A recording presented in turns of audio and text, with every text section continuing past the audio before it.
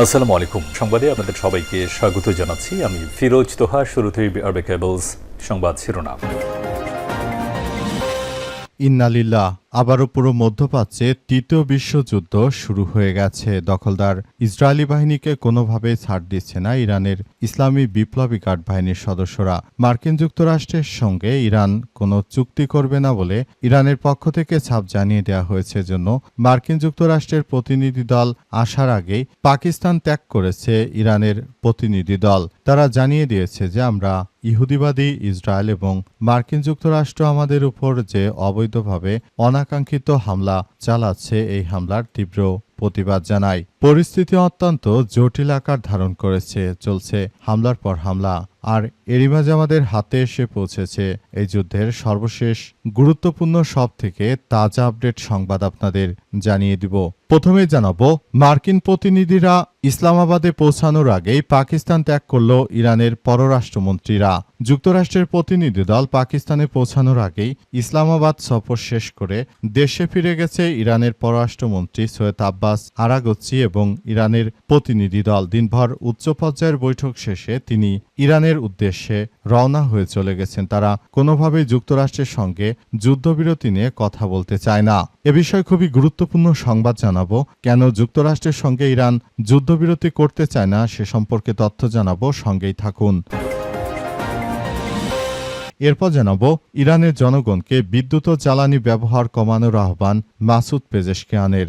দেশবাসীকে বিদ্যুৎ ও জ্বালানি ব্যবহার কমানোর আহ্বান জানিয়েছে ইরানের প্রেসিডেন্ট মাসুদ পেজেশকিয়ান। দেশটির আধা সরকারি মেহের নিউজ এজেন্সি জানিয়েছে, বর্তমানে যুদ্ধ পরিস্থিতি জ্বালানি এবং বিদ্যুৎ খরচ নিয়ন্ত্রণ করা অত্যন্ত জরুরি। পেজেশকিয়ান আরও জানিয়েছেন, শত্রুরা আমাদের অবকাঠামোর উপর আক্রমণ করেছে এবং চারপাশ থেকে চাপ সৃষ্টি করেছে।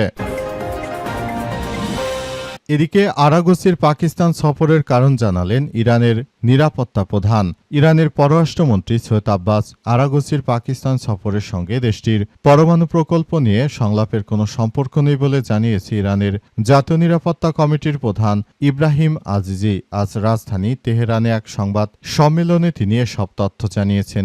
ইব্রাহিম আজিজি বলেন, পররাষ্ট্রমন্ত্রী সৈয়দ আব্বাস আরাগচি পরমাণু প্রকল্প ইস্যুতে সংলাপের জন্য পাকিস্তানে যাননি। তার এই সফরে পরমাণু প্রকল্প সমর্থিত সংলাপের কোনো অ্যাসাইনমেন্ট নেই। এবারে জানাবো, চীনা রিফাইনারির উপর যুক্তরাষ্ট্রের নিষেধাজ্ঞা, ইরানি তেল ক্রয়ের অভিযোগ। ইরানি তেল কেনার অভিযোগে চীনের একটি চিপড রিফাইনারির উপর নিষেধাজ্ঞা আরোপ করেছে যুক্তরাষ্ট্র। আজ এই তথ্য জানিয়েছে ট্রাম্প প্রশাসন, যার উদ্ধৃতি দিয়েছে দ্য জেরুজালেম পোস্ট। সেখানে বলা হয়েছে যে চীন ইরানের কাছ থেকে এই রিফাইনারির জন্য তেল আমদানি করে থাকে। এজন্য মার্কিন যুক্তরাষ্ট্র চীনের এই রিফাইনারি বা তেল শোধনাগারের উপর এই নিষেধাজ্ঞা চাপিয়ে দিল। এটি অন্যায়। এবং সর্বশেষ জানাবো, শিগগিরই বিয়ের পরিকল্পনা ছিল লিমন বৃষ্টির, তার আগে সব শেষ। যুক্তরাষ্ট্রের ফ্লোরিডা অঙ্গরাজ্যে হৃদয় বিদারক এক ঘটনায় প্রাণ হারিয়েছে বাংলাদেশি দুই পিএইচডিধারী শিক্ষার্থী। নিহত জামিল আহমেদ লিমন বয়স ২৭ এবং নিখোঁজ থাকার পর মৃত্যু বলে নিশ্চিত হওয়া নাহিদা সুলতানা বৃষ্টি এরই মধ্যে প্রেমের সম্পর্ক ছিল এবং তারা শীঘ্রই বিয়ের পরিকল্পনা করছিলেন বলে জানা গেছে। লিমনের ভাই জুবায়ের আহমেদের বরাত দিয়ে সিএনএন জানিয়েছে যে পরিবারের সঙ্গে আলাপকালে লিমন বৃষ্টির প্রশংসা করতেন এবং তাদের সম্পর্কের কথাও জানিয়েছিলেন। প্রিয় দর্শক, এতক্ষণ শুনছিলেন সংবাদ শিরোনাম, এবারে বিস্তারিত। তবে তার আগে বন্ধুরা অনুরোধ থাকবে, এই সংবাদটিতে একটি লাইক দিন। এই চ্যানেলে আপনি নতুন হয়ে থাকলে আমাদের সংবাদটি দেখতে দেখতে চ্যানেলটি সাবস্ক্রাইব করে রাখুন। কমেন্ট করে বন্ধুরা আপনার মূল্যবান মতামত জানিয়ে দিন আপনি বিশ্বের কোন দেশ থেকে বা বাংলাদেশের কোন স্থান থেকে আমাদের সংবাদটি দেখছেন এবং শুনছেন। আর বন্ধুরা, সংবাদটি আপনার সোশ্যাল মিডিয়া ফেসবুকে শেয়ার করে বন্ধুদেরও দেখার সুযোগ করে দিন। গাজা যুদ্ধে আপনি যদি নিরীহ ফিলিস্তিনিদের ভালোবেসে থাকেন, কমেন্টে ইয়েস লিখে পুরো বিশ্বকে আমাদের এই গুরুত্বপূর্ণ আপডেট সংবাদটি জানার সুযোগ করে দিন। এবারে বিস্তারিত। আর বন্ধুরা, সংবাদটি দেখতে দেখতে কমেন্ট করে জানিয়ে দিন যে আপনার এলাকায় বর্তমান কয় ঘন্টা বিদ্যুৎ থাকে, নাকি শুধুমাত্র কয় ঘন্টা বিদ্যুৎ আসে সেটাই বলবো। কারণ বর্তমান যে অবস্থার সৃষ্টি করেছে বিএনপি সরকার, এতে বাংলাদেশের মানুষ এর মধ্যে তীব্র ক্ষোভের আশঙ্কা তৈরি হয়েছে।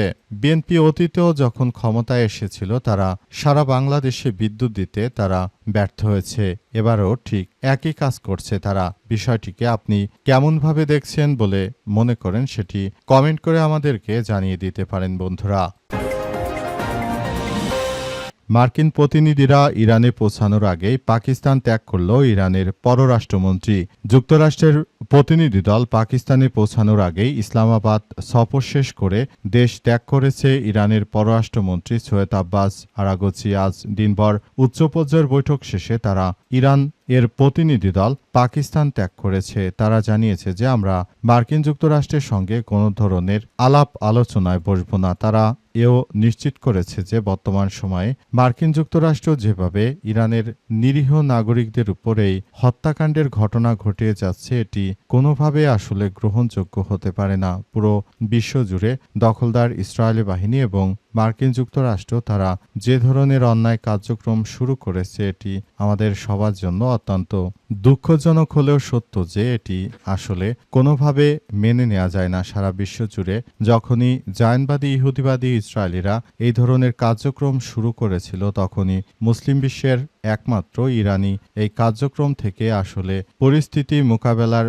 মধ্য দিয়ে এগিয়ে যাচ্ছিল। তবে এই মুহূর্তে আসলে দখলদার ইসরায়েলি বাহিনী আরও সব থেকে বেশি ভয়াবহ কার্যক্রমের মধ্য দিয়ে এগিয়ে যাচ্ছে এবং ইরানের সঙ্গে আমেরিকার এই ধরনের একটি সংঘর্ষ ঘটার পর আসলে পুরোপুরি ইরান এখন আরও বেশি আত্মসংযত হয়েছে এবং তারা জায়নবাদীদের বিরুদ্ধে পুরোদমে কার্যক্রম চালিয়ে যাচ্ছে। ইরানের প্রতিনিধি দল আমেরিকার সঙ্গে কোনো ধরনের আলাপ আলোচনায় বসবে না বলে তারা ছাপ জানিয়ে দেওয়ার পরই এমন একটি ঘটনা ঘটল।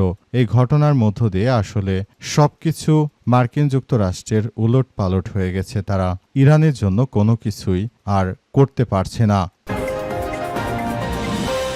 ইরানের জনগণকে বিদ্যুৎ ও জ্বালানি ব্যবহার কমানোর আহ্বান। মাসুদ পেজেশকিয়ানের দেশবাসীকে বিদ্যুৎ ও জ্বালানি ব্যবহার কমানোর আহ্বান জানিয়েছে ইরানের বর্তমান প্রেসিডেন্ট মাসুদ পেজেশকিয়ান। দেশটির আধা সরকারি বার্তা সংস্থা এই ধরনের কথা বলেছেন। তিনি বলেন, শত্রুরা আমাদের বিভিন্ন অবকাঠামোতে হামলা চালিয়ে যাচ্ছে এবং তারা আমাদের উপর আশপাশ থেকে অনেক বেশি প্রেশারাইজ করার চেষ্টা চালিয়ে যাচ্ছে, যাতে করে আসলে পরিস্থিতি খুবই জটিল আকার ধারণ করে এবং পুরো বিশ্বজুড়ে দখলদার ইসরায়েলি বাহিনী যে ধরনের কার্যক্রম চালিয়ে যাচ্ছে এটি কোনোভাবেই সম্ভব নয়। দখলদার ইসরায়েলি বাহিনী এবং মার্কিন যুক্তরাষ্ট্র তারা শুরু থেকে যেভাবে কার্যক্রম চালিয়ে যাচ্ছে এটি আসলে কোনোভাবেই সম্ভব নয়। পরিস্থিতি যতই জটিল আকার ধারণ করুক না কেন ইরান কখনো এই দখলদারদের কাছে আত্মসমর্পণ করবে না বলে জানিয়েছেন মাসুদ পেজেশকিয়ান। তিনি তাই দেশবাসীকে উদাত্ত আহ্বান জানিয়েছেন যে আপনারা প্রয়োজনের অতিরিক্ত কোনো জিনিসই ব্যবহার করবেন না। আমাদের যে সম্পদ রয়েছে এগুলো দিয়েই আমরা শত্রুদেরকে মোকাবেলা করব এবং আমরা ভবিষ্যতের জন্য একটি শক্তিশালী রাষ্ট্র কাঠামো গড়ে তোলার প্রচেষ্টা হিসেবে আমরা এগিয়ে যাব বলে জানিয়েছেন তিনি। এবং তিনি আরও জানান যে আমাদের সবাইকেই যুদ্ধ জয়লাভ করার ক্ষেত্রে সবাইকে একতাবদ্ধভাবে কাজ করতে হবে এবং সারা বিশ্ববাসীকে আমরা একসঙ্গে নিয়ে কাজ করব, যাতে করে ভবিষ্যতে অত্যন্ত গুরুত্বপূর্ণ এই বিষয়গুলো অত্যন্ত জটিল কোনো বিষয়ের মধ্যে রূপান্তরিত না হয়। সেসব বিষয় নিয়ে আমরা খুবই আশাবাদী বলে জানিয়েছেন তিনি। আরাগচির পাকিস্তান সফরের কারণ জানালেন ইরানের নিরাপত্তা প্রধান। ইরানের পররাষ্ট্রমন্ত্রী সৈয়দ আব্বাস আরাগচি পাকিস্তানে সফরে গিয়েছেন এবং পাকিস্তানের সঙ্গে বিভিন্ন বিষয় নিয়ে তারা আলাপ আলোচনা করেছে। পাকিস্তান আগামীতে একটি সুন্দরভাবে রাষ্ট্র পরিচালনা করছে এবং তারা ভবিষ্যতে ইরানকে একটি সমৃদ্ধশালী রাষ্ট্র তৈরিতে তারা সহযোগিতা করবে। তারা ভবিষ্যতে ইরানকে নিয়ে একটি সুন্দরভাবে পৃথিবীটা গড়ে তুলতে চায় বলে নিশ্চিত করেছে তারা এবং পুরো বিশ্বজুড়ে তারা আবারও আসলে পরিস্থিতিটাকে অত্যন্ত সুন্দরভাবে গড়ে তুলতে চায়। পুরো পরিস্থিতি খুবই জটিল আকার ধারণ করেছে এবং সবকিছু তছনছ করে দেওয়া হচ্ছে। মধ্যপ্রাচ্য জুড়ে জায়নবাদীরা যে ধরনের কার্যক্রম আসলে তারা শুরু করেছে এটি কোনোভাবেই মেনে নেওয়া যায় না। পরিস্থিতি অত্যন্ত জটিল আকার ধারণ করেছে। মধ্যপ্রাচ্য সহ সারা বিশ্ব জুড়ে দখলদার ইসরায়েলি বাহিনী যে ধরনের কার্যক্রম তারা শুরু করেছে এটা কোনোভাবেই মেনে নেবে না ইরান। এজন্য পাকিস্তানকে সব বিষয় জানানোর জন্যই মূলত ইরান এই বিষয়গুলো সামনে নিয়ে এসেছে। পাকিস্তানের পক্ষ থেকে আজ আরও বিভিন্ন বিষয় নিয়ে কথাবার্তা বলা হয়েছে এবং জানানো হয়েছে যে পাকিস্তান সবসময় ইরানের পাশে থাকবে। বাংলাদেশ সহ বিশ্বের বিভিন্ন দেশ ইসলামিক রাষ্ট্র হলেও কিন্তু ইরানের পাশে কেউ না দাঁড়ালেও শুধুমাত্র পাকিস্তানের যারা বর্তমান নেতৃত্ববৃন্দ রয়েছে তারা এই যুদ্ধ বন্ধ করার জন্য সবথেকে বড় ভূমিকা পালন করেছে। পাকিস্তানের প্রধানমন্ত্রী শেহবাজ শরীফ ইরানের পররাষ্ট্রমন্ত্রী সৈয়দ আব্বাস আরাগচিকে কাছে পেয়ে তাকে বুকে জড়িয়ে ধরেন এবং বর্তমান পরিস্থিতিতে তিনি খুবই উদ্বেগ জানিয়ে বলেছেন যে বর্তমান সময় সবথেকে ইহুদিবাদী ইসরায়েল যে ধরনের কার্যক্রম আসলে চালিয়ে যাচ্ছে পুরো মুসলিম বিশ্বকে তারা ধ্বংসস্তূপে পরিণত করতে চায়। সারা বিশ্ব জুড়ে ইহুদিবাদী ইসরায়েল ও মার্কিন যুক্তরাষ্ট্র যে ধরনের কার্যক্রমগুলো চালিয়ে যাচ্ছে এটি কখনোই আসলে মেনে নেওয়া যায় না। পুরো মধ্যপ্রাচ্য জুড়ে ইহুদিবাদীদের বিরুদ্ধে তাই ইরানের এই সর্বাত্মক আক্রমণ চলবে বলে নিশ্চিত করা হয়েছে। চীনা রিফাইনারির উপর যুক্তরাষ্ট্রের নিষেধাজ্ঞা, ইরানি তেল ক্রয়ের অভিযোগ। ইরানি তেল কেনার অভিযোগে চীনের একটি টিপড রিফাইনারির উপর নিষেধাজ্ঞা আরোপ করেছে যুক্তরাষ্ট্র। এই তথ্য জানিয়েছে ট্রাম্প প্রশাসন, যার উদ্ধৃতি দিয়েছে দ্য জেরুজালেম পোস্ট। অভিযোগ অনুযায়ী চীনের হেঙ্গলি পেট্রোকেমিক্যাল রিফাইনারিতে নিষেধাজ্ঞার আওতায় আনা হয়েছে। মার্কিন ট্রেজারি বিভাগের দাবি, প্রতিষ্ঠানটি ইরানের অন্যতম বড় ক্রেতা হিসেবে কোটি কোটি ডলারের অপরিশোধিত তেল ও পেট্রোলিয়াম পণ্য আমদানি করে থাকে। এছাড়াও office of foreign assets control বা ওএফএসসি ইরানের তথাকথিত শ্যাডো ফ্লিটের সঙ্গে সংশ্লিষ্টতার অভিযোগে প্রায় 40টি শিপিং কোম্পানি ও জাহাজের উপর নিষেধাজ্ঞা দিয়েছে।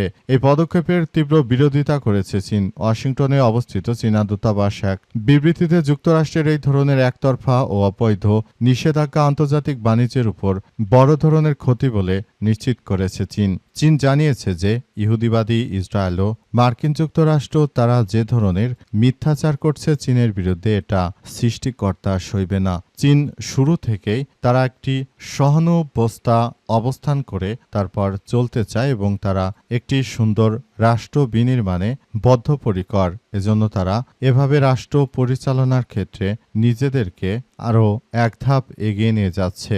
দখলদারেরা শুরু থেকে যে ধরনের কার্যক্রম আসলে চালিয়ে যাচ্ছিল সেই কার্যক্রম থেকে এখন বেরিয়ে আসতে বাধ্য হয়েছে। আগামীতে যেন মার্কিন যুক্তরাষ্ট্র একতরফাভাবে বিশ্ব বাণিজ্যে তারা যে ধরনের একচেটিয়া প্রভাব বিস্তার করতে চায় সেটি যেন সম্ভব না হয়, সেসব বিষয় নিয়ে তারা খুবই কার্যকর ভূমিকা পালন করছে। আশা করা হচ্ছে আগামীতে হয়তো দখলদার ইসরায়েলি বাহিনীরা তারা এই ধরনের কার্যক্রম তারা করতে পারবে না। পুরোপুরি তাদেরকে নস্যাৎ করে দিয়েছে ইরানের ইসলামী বিপ্লবী গার্ড বাহিনীর সদস্যরা।